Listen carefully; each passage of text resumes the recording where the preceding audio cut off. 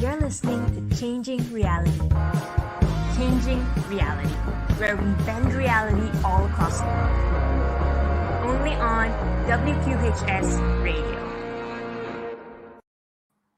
So, hi everyone, and welcome to another episode of Changing Reality. Welcome one, welcome all. As always, we're so excited to have you here. If you are new to the show, where have you been? This is the place to be. And if you're a returning member of our audience, as always, we truly appreciate each and every single minute you spend listening in to Changing Reality. So, for all of you who are new, this show features phenomenal people from all walks of life who are, in essence, changing their own reality. And throughout this series, we'll be hanging out and interviewing all types of brilliant people, from social change makers, entrepreneurs, industry leaders, to even artists, musicians, and inspiring individuals from all across the world. And many of whom who have come back and not only created change in their lives, but created change in the lives of those around them as well. So the idea behind the show is that by hearing these inspiring stories and how they're able to do that, we will hopefully pick out the little nuggets of wisdom, the little things that we can learn to shorten our own learning curves. And in that process, be able to figure out what it is we're passionate about, how we can start working towards it, and hopefully being inspired by phenomenal stories of people who were once in our shoes, but today have gone on to do brilliant things. And I'm someone who truly believes in the power of stories. That's why this show is something that's so centered to me, something that I'm super passionate about. And to show you how much stories have changed my life and how much I've seen the impact stories can have, I actually personally founded and run a youth movement called Ascendance that was founded back at home in Malaysia, where I'm from. And today has grown to collaborate with not just our Malaysian Ministry of Education, but over 28 different countries. And we provide an alternative education platform for any student who wants to change their reality. We work with them to provide them experiential learning opportunities for them through various sessions, programs, activities, projects that help them discover their passions, learn about themselves and the world around them, and start their own careers while they're still in school. So to date, we've been fortunate to work with over 35,000 students, 970 communities, and have incubated countless number of student-run projects and social enterprises run by students as young as 8 to 25 years old. And the reason we've been able to do all of that has been stories. It's been kind individuals who've taken their time to come on board, share what worked for them, share what made a difference for their journeys in a sense, so that others may learn from their experiences. And just like that, I hope that this show serves as that same platform for all of you, that hopefully throughout this episode and throughout all of these episodes that we're having, you're able to kind of piece together the puzzle of what you need to get started. So if there's anything specific that you want to talk about, whether that's a specific industry, whether it's a specific experience, whether it's a specific type of field that you want to learn about, let us know and we'll try our best to accommodate and bring it onto the show as well. So moving on to today's episode, this is actually an industry that I've always wanted to meet someone in. And I think many of the students that I personally am friends with at Penn have always wanted to learn a little bit more about. And we have someone who I would say is the best of the best in this industry. So inspired by the creative world of visual experience at a young age, Giovanni has spent over 20 years in the fashion industry, revolutionizing consumer experiences. Born in Italy and graduating from Oxford with a first-class honors master's degree in business and branding, he has traveled the world before moving to Holland, Hong Kong, the UK for various professional opportunities. And in 2014, after 4 years in Hong Kong, he relocated to New York to lead the global visual merchandising team at Coach. And his level of responsibilities have consistently increased. And most recently, he stepped into the new role of Senior Vice President of Global Visual Experience, where he currently leads visual merchandising, their 3D creative studio, brand events, the design and production of their fashion shows, and more, and even their digital experience team. So along with this, he has done so many amazing things. He's someone who's truly an avid exercise enthusiast. He's passionate about health, fitness, and is someone who has personally spent a lot of time helping students like us figure out our own career journeys as well. So it's my complete pleasure and honor to welcome to our virtual stage our guest speaker for today, Giovanni. Hi, Giovanni. How are you today? Are you able to hear us?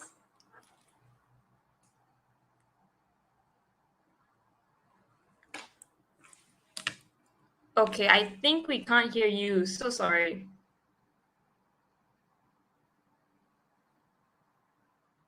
Okay. I'm not sure why, but we can't really hear you at this.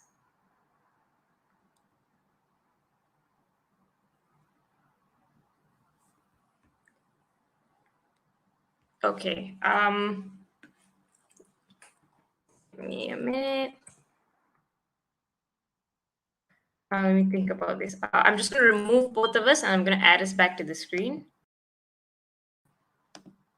Can you hear me now?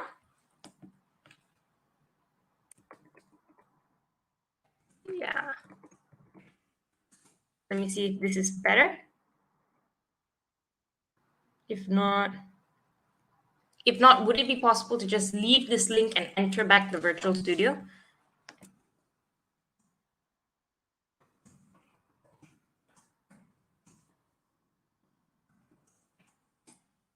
Thanks.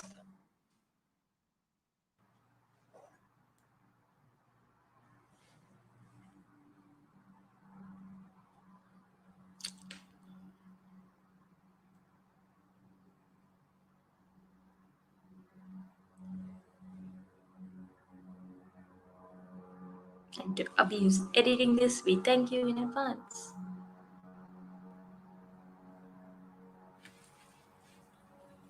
Can you hear me now? Yeah, now I can hear you. Are you able to hear me? What happened? I am honestly not sure. I think maybe it's just sometimes a little glitch, but if you can hear me now, I'll just revisit the last question and be like, so how are you today? And then we can start. And I'll just let my editor to just chop that middle part out. Great.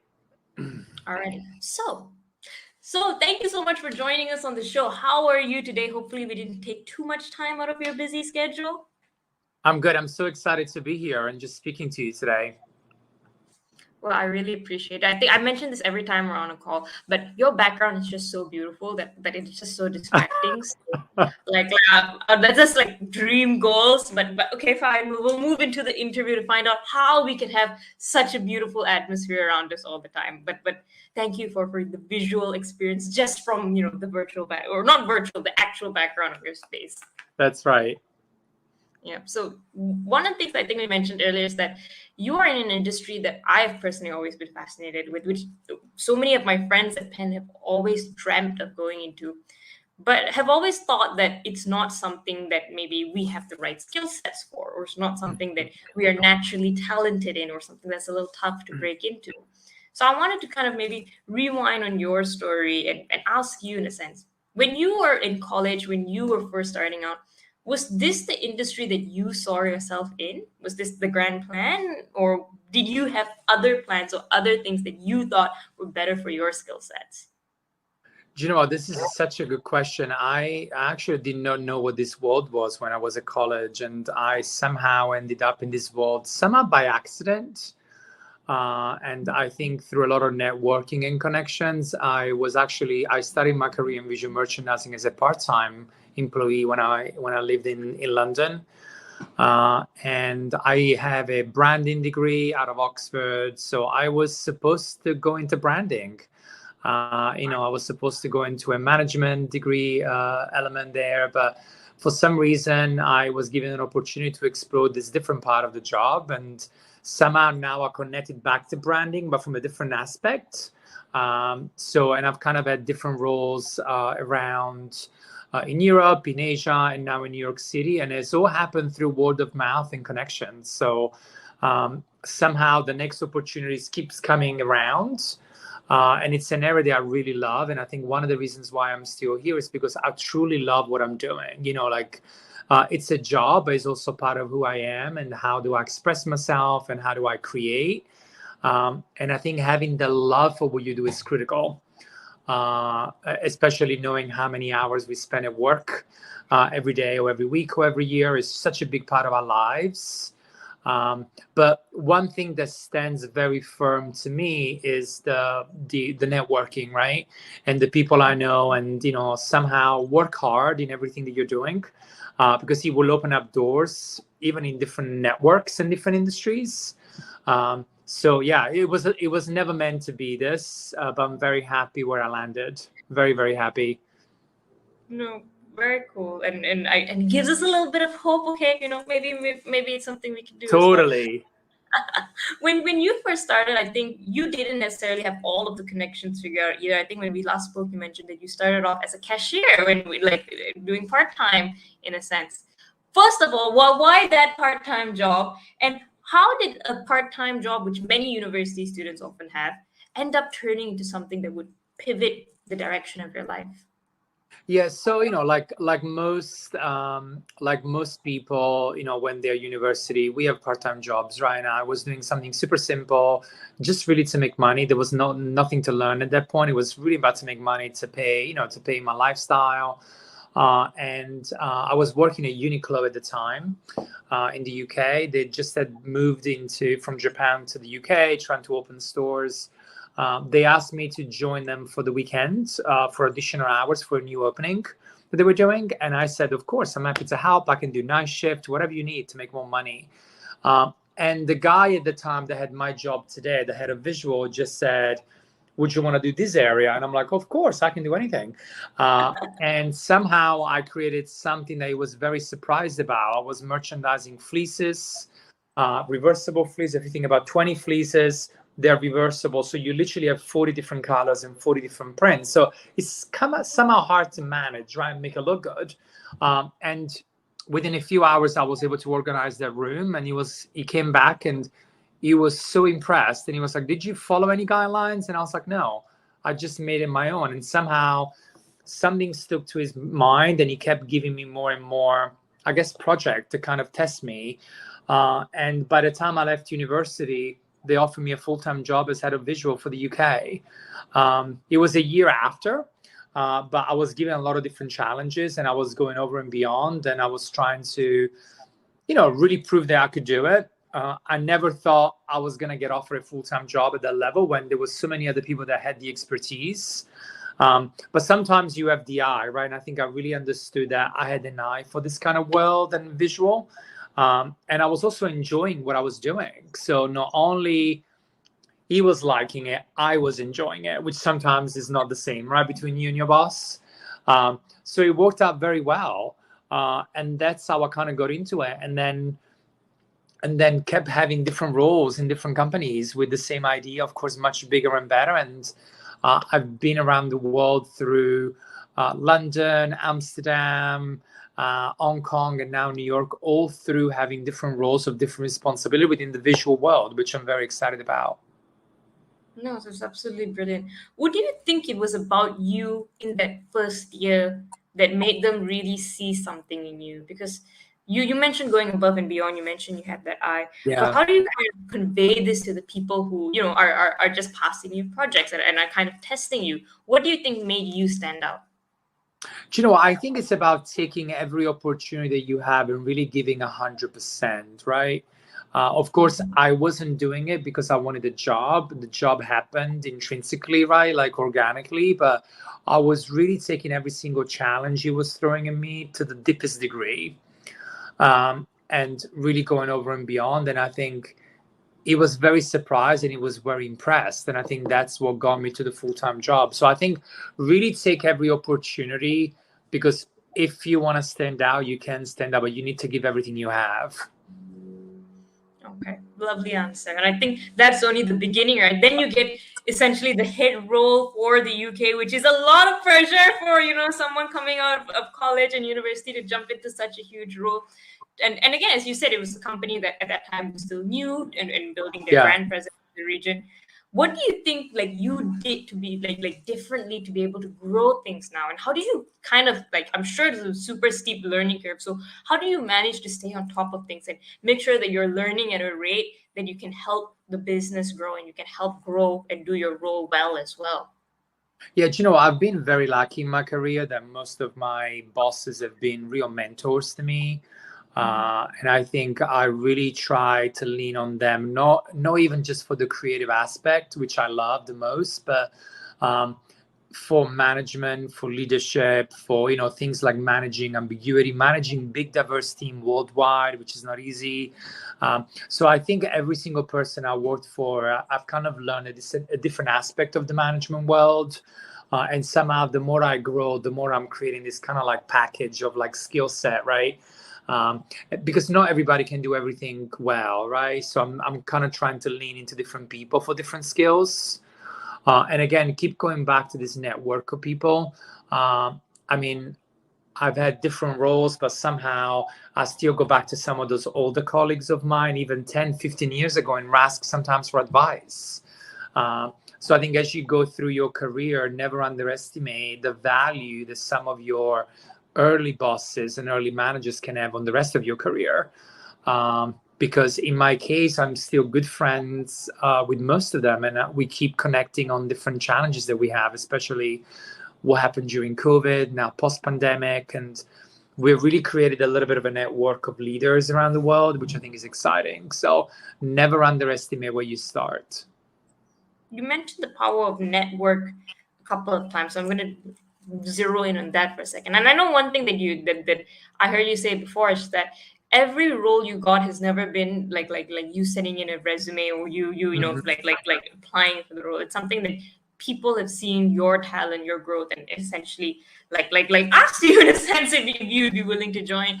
How, like, tell us a little bit about the balance between, you know, network in that instance and also performing really well in the role that you have currently, because I feel like people often look at one versus the other, and they don't often look Yeah. at both at the same time as a strategy or something of kind of growing in Yeah. your career. So I think starting with the networking piece, I think even if now, I mean, again, I'm incredibly happy where I am today, but I also still love to keep the relationship, you know, with other leaders, even not just to get another job, but really more to learn what they're doing and kind of like self-estimate myself as well.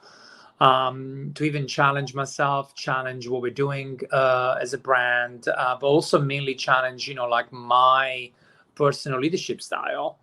You know, and I think reading and watching seminars and TED Talks is just such a small piece of what we can do. I think having an actual IRL conversation with someone like me, it's so much more important to me. And actually, I missed a lot of that during COVID because we were stuck at home for such a long time. But I meet with so many people every week. Being based in New York, I have a lot of conversations with other leaders in the industry. But also at the same time, this skill set is very valid in the job I have today, coach. And I think that's one of the reasons why I've been here for nearly 12 years now. Again, started my career as coach out of Hong Kong, managing Asia Pacific, and then moved here over 6 years ago to lead the global team, and having had maybe 4 or 5 different roles since I moved to corporate. And I think, again, it's not about proving yourself, it's about putting the company first and putting the customer first, right? This is not just about what I do, but what I do for coach and what we do for the brand. And there's been a lot of different leaders, and I think that my biggest takeaway has been about really getting to understand what they want to do with the brand, and what value can I add, right? Because at the end of the day, creativity can be so subjective. And I think as part of my job is to make it objective, because at the end of the day, it's all about the consumer, right? And not about what I want and what I like, but what do the consumer want? And I think using that filter has been able for me to continue to challenge me over the last 12 years, because the consumer is changing every day, right? The Gen Zs work very differently and they act very differently, but also at the same time, post-pandemic, the world has shifted. So I give myself that challenge to try and speak to the new consumer in a different way. So hopefully, I'm sure there's going to be many more challenges ahead, but that's how I kind of balance a little bit the internal mindset with the external networking, if that makes any sense. But it's a fine balance, and I think things will continue to evolve over the next decade. No, very cool. And I love that point of how you said you've always got to kind of respond to the consumer. You've got to be able to make sure that whatever you're putting out there is something that they want, in a sense, Yeah. and that they're able to grasp and bring in. And I feel like that's honestly a little bit of a struggle, especially in creative work. I'm guilty of this. I work with a lot of people who are a little bit guilty of this, that when it comes to creative work, we often put our heart, our soul, our best, I would say, initiative in it. And that may not always be what the consumer wants on the other side of the coin. 100%. Like, how do you deal with situations like that as an individual and as someone who's probably managing a team full of brilliantly creative people as well? Yeah, do you know what? I think having lived in Asia to start made me realize that the world is not uniformed, right? Like what people want in one region is very different than another region. I think one of the great things about Coach is harnessing the power of localization. So whilst we have a global brand, I think we do, and we talk to different audiences in a very different way, and I think that's very exciting for myself and my team. And we are seeing a lot of success with this strategy. So, and somehow I feel talking to the consumer and understanding what the consumer wants gives us a purpose.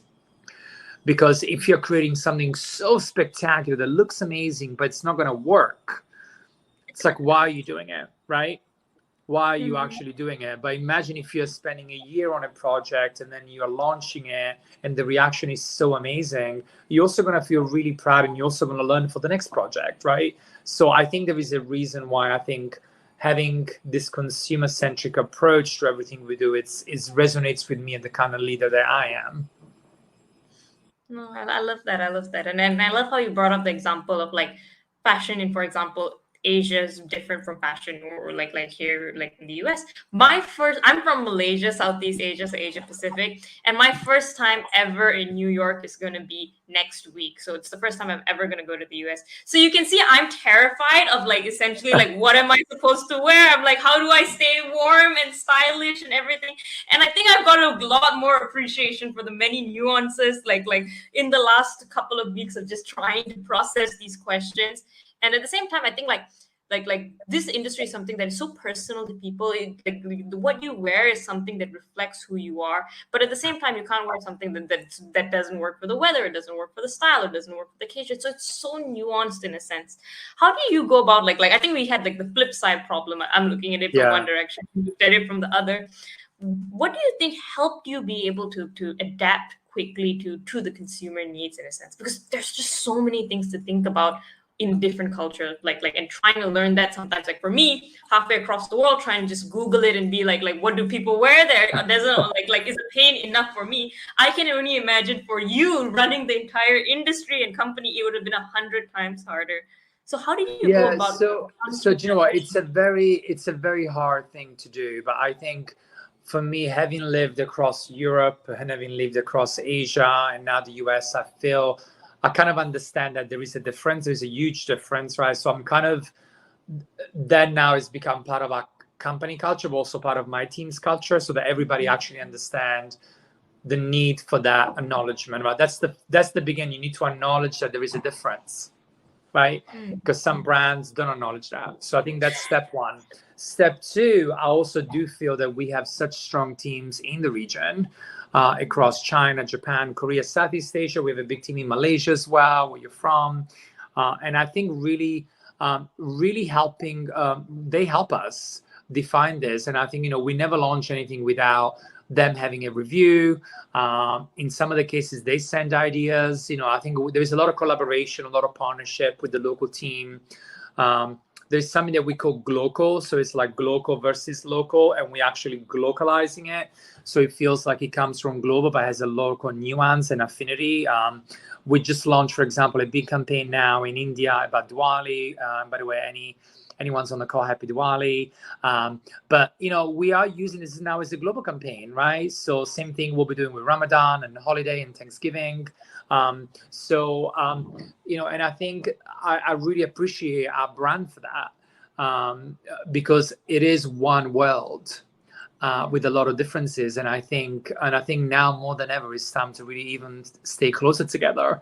And we have a lot of fun with those things.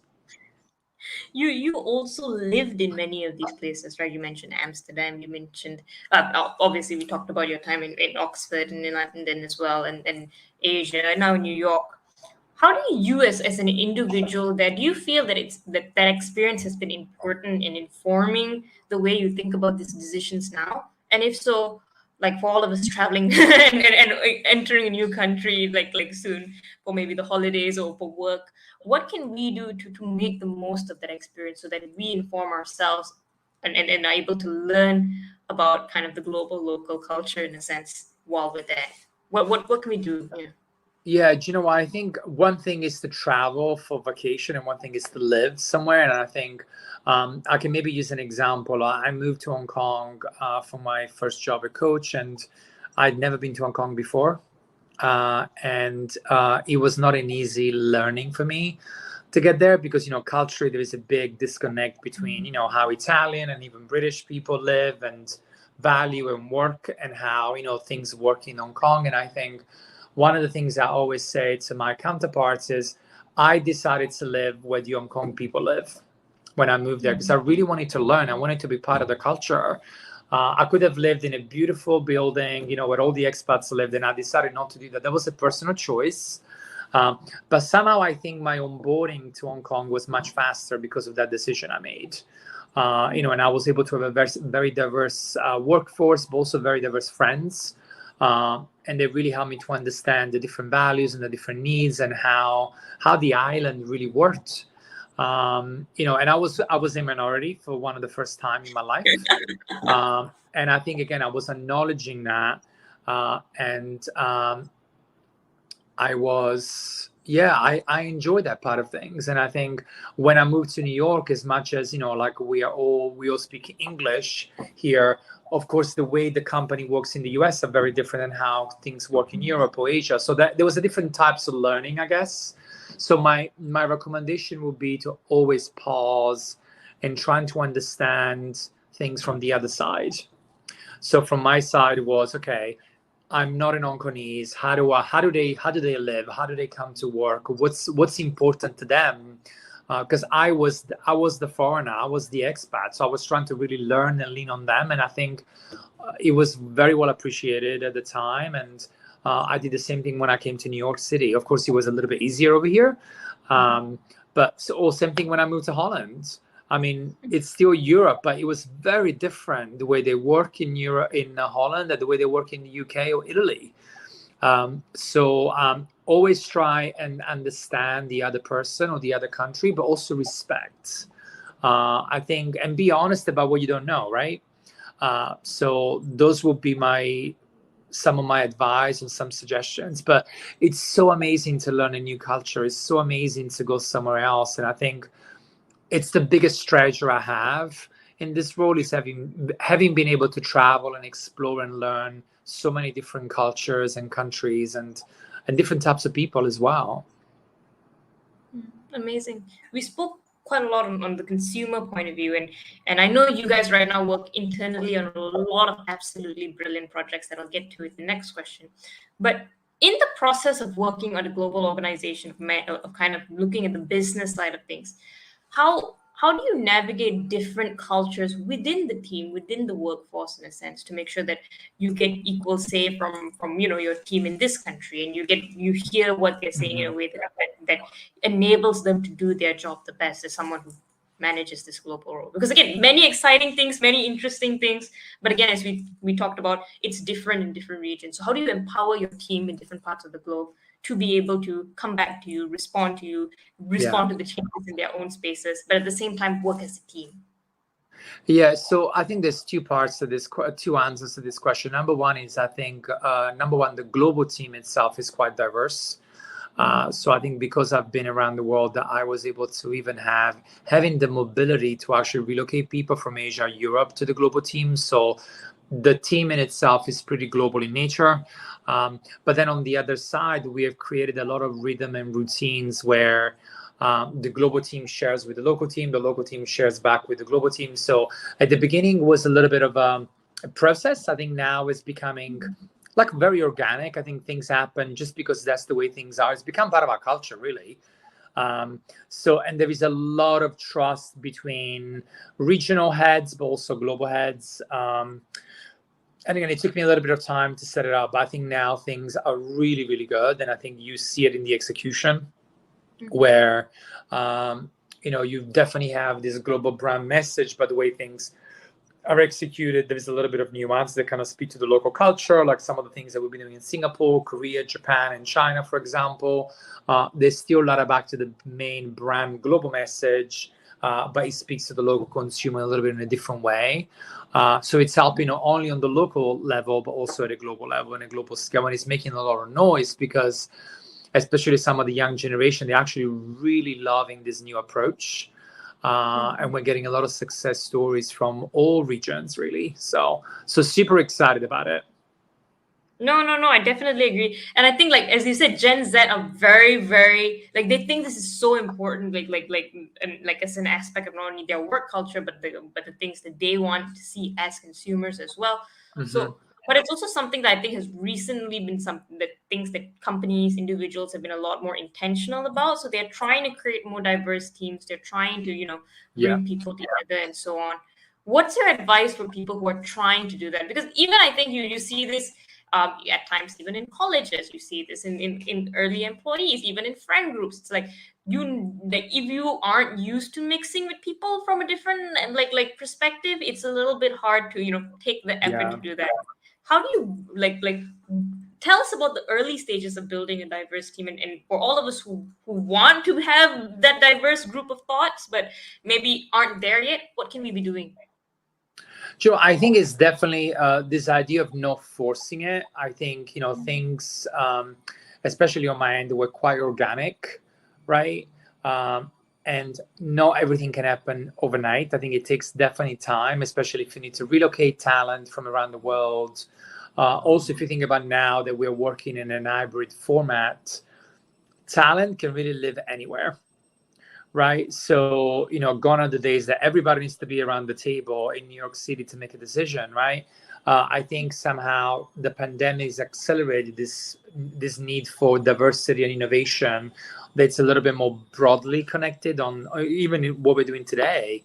Like I don't need to travel to come and see you, but we're doing this online. So I think there's a lot of power into this idea of geography. And I think somehow there is no more limits in today's world. The second piece as well, for people that may struggle, for me, it's about educating about the power of diversity. And what I mean by that, like having different point of views can just challenge the idea, can challenge the idea to bring it to the next level. We also, for example, have a lot of interns into the organization that we have every single year. My team partners with a company called Windowsware to actually find the next talent. And we've had huge successes. And actually, some of those really young interns are coming up with really good ideas. So again, diversity is not just about geography. It's also about level. It's also about, like the idea doesn't need to come from the top all the time, right? And I think, again, for me, that's part of future thinking. Actually, not even future, is today, because we are really harnessing that coach and in my team specifically. So that's something else I'm very excited about. And I think it's part of the success of the team, really. Very cool. And as we talk about the successes of your team, I think it's a good time to jump into all of the extremely interesting and innovative projects that you've been pushing out. I honestly have been a fan just looking at, I think, Coach's LinkedIn page with all of the, the updates of like the interesting and exciting things that you guys have been doing. And it's changed my perception. I'm sure it's changed so many people's perception. Leading into that, tell us a little bit about how the pandemic has affected this industry as a whole in a way. Like did it have any effect? Or do you think that comparatively maybe this was not one of the biggest like factors of moving you guys more to the digital world compared to every other industry out there? Yeah, I mean, I think definitely. I think the biggest change out of the pandemic for me is culture, and about how do people really shop. I think right now we are seeing a huge return to what we're calling a hyper physical. I think everybody now has learned how to shop online.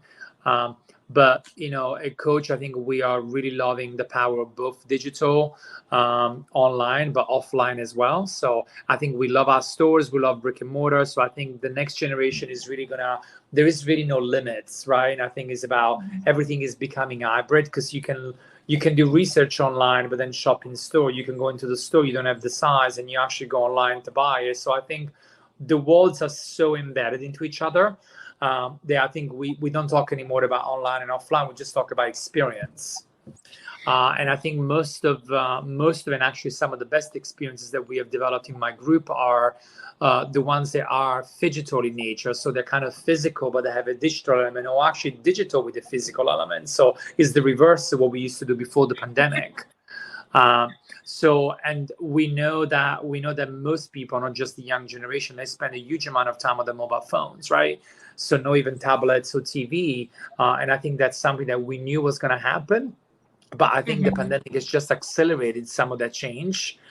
Of course, we are still seeing, again, not all regions are coming back from the pandemic at the same time, right? And I think that's going to continue to happen for the next few years. But it was definitely a moment of reflection about how you're going out back to the customer and tell a different story. Like when people have been inside for such a long time, you want to do something quite joyful, quite optimistic. We love this idea of story events, for example, to bring people together because people have been alone for such a long time. So we're definitely taking some of the cues from the cultural and the economic landscape in what we're doing, which I think is very common across the industry. But we will not just be doing digital for the sake of doing digital. I think it needs to add value because if you can shop online, then why are you going to the store? What the expectation is much higher today. So I think that's something that we take into account. That's why some of those activations that you see are a little bit more spectacular than maybe they used to be 5 years ago, or even 3.5 years ago. Talking about how you create those experiences, there was this article, I can't remember which quoted you on kind of your strategy of doing the pop-ups and all of that. And one of the things that you said is that you look at it from like not just from your point of view, you look at it from many different point of views. Even physically, you look at it from 10 feet away, 7 feet away, 3 feet away. So there's so much of thinking that goes into something that is physically present and all of that. Tell us a little bit about how you and your team go, like the process you guys go into creating these experiences that, as you say, are now bringing people back together. Yeah, I think every experience is unique. I think that's for me the beginning point, and I think it always starts with what are we trying to say, right? Before we even start creating the idea or the concept, is like, what are we trying to say to the customer? What are we going to try and convey? One of the things I usually say to the team is, if this project seems too easy and it doesn't make you feel uncomfortable, then we're not pushing enough, right? I think you need to take a risk, and you need to take a bold risk for you to do something that is really going to stand out into the eyes of the consumer, but also that's going to create noise and that people want to talk about it, right? And I think some of the things that we'll be doing recently in Asia, but also recently in Nolita in New York City with our pop-up and with Mint and Surf, they've been incredibly successful, and just because they were one of a kind and the experiences were fully immersive. That's something that you're going to hear me a lot about. Like, it's not just about creating something super great and amazing physically, but it's how you bring people to the space. What are some of the activations? How you make the space much more immersive. So thinking about things like hospitality, for example, workshops, craftsmanship workshops, but also like entertainment. This is some kind of like music reference or hospitality reference or any kind of ideas like that. And I think they can give a little bit of love and a little bit of meaning, but also a little bit of texture to some of those physical activations. So the more immersive, the better, I think. The more immersive, the better. This is such a good way of thinking about it, not just for this industry, but I think for anyone who's planning who in their individual industries, who are planning experiences for people to be a part of and so forth. So I think that's really cool. I also want to touch about the digital stuff that you guys are doing. There was an article on Forbes as well that spoke about your digital showrooms and your digital showcases, which I thought was very cool, because I think what you were able to do was replicate your Fifth Avenue flagship store in this 3D virtual showroom. That is crazy in a sense. What was the inspiration behind that, in the sense that what's the effect that you've seen in your consumers from doing that? I mean, I always wanted to be on Fifth Avenue, and I thought it was really cool, but yeah. Well, I'm glad you saw that article, because that was a little bit of groundbreaking when we started having some of those discussions. So, of course, during COVID, our showrooms closed. Which means that we did not have the internal buying team come in to buy the collection for the different regions and the different geographies. So instead of buying off CADs and like paper cutouts, we decided to actually create a space where the buying team can actually see the collection together, but also buy from virtual space. So we partner with a company called Obsess AR. We're still working with them, and we actually sold the line for 2 years. And this was all internal facing; it was not consumer facing. We're going to be doing something quite exciting with them, consumer facing, coming up very, very soon. So stay tuned. It's actually a few weeks away. We're doing something for the holiday season, which is very interesting, very, very also inspirational, and a little bit of more gamified experience. But for me, it was more about, if someone cannot come to you, we go to them, right? So, and I think that's the power of digital, right? You can access someone's life from miles away. You do not need to travel. You do not need to pay a lot of money, like making stuff, even like the way we did samples and things like that. Everything was virtual. So it improved a lot of lead time. So there was a lot of learnings there from a process perspective, but cannot wait for everybody to see what we're about to do for the holiday season coming up in the next week or so. Yeah, but I think you already, as an organization, as your team in itself, has been at the forefront of pushing innovation, pushing technologies. You had an NFT line, I think, around last holiday season, which I'm still, That's right. It was really cool. So I'm waiting, fingers crossed, to see what's happening this year, how you guys are going to top that. But tell me a little bit about that project in specific, because I was blown away when I heard that. And tell me also a little bit on how do you make these ideas happen? Because you see the vision, you see the innovation, you see where things are headed and how things need to adapt. But you are part of this organization. So how do you convince all of the stakeholders that this is the direction that we need to be heading in? So I think, first of all, I think the NFT that happened last holiday was one of my favorite projects of the year. And I think the reason why is because I never thought that we could do it in such a short time. So we basically created a game for the holidays called Give a Little Love. And it was a series of animals, and they were sharing love through New York City. Everybody had such a hard time. So many families were separated. So we created this game to really share the love with each other during the holiday season. And those animals were so, so cute that they really lend themselves to become NFTs. We only had less than a month to develop the program. And the way I sold this was more about, this can become really a way for us to test and learn this new program. It was not really a full launch, but at the end of it, we did launch the NFTs. We crashed the website. They sold that in like 2 seconds or less than 2 seconds. It was incredible. We had a lot of existing coach customers, but also new coach customers. And it was fun. We learned so much from it. And since then, we've done 2 other drops for Pride. One in North America, one in Japan, and there is so much more coming up in the next year ahead. So cannot wait for you to see. We really see every project as a lesson, or as a lesson, like a test and learn idea for what's to come. And I think the NFT was also about, if there is a big idea, we know it's going to work, let's accelerate it, right? Let's just move on and making it happen. And the reaction was really spectacular. So very happy it went well. And I'm glad you enjoyed it.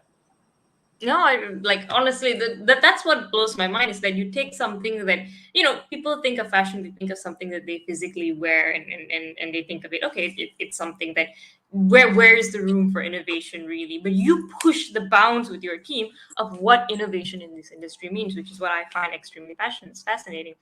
For everyone who maybe, looks at or wants to do something similar, whether it's in this industry or another, but aren't sure how they can kind of marry innovation with what it is they're working on now. How do they start thinking about this? I mean, everyone reads about NFTs and the metaverse and everything every other day, but we don't always see how it links to the work we're doing right now.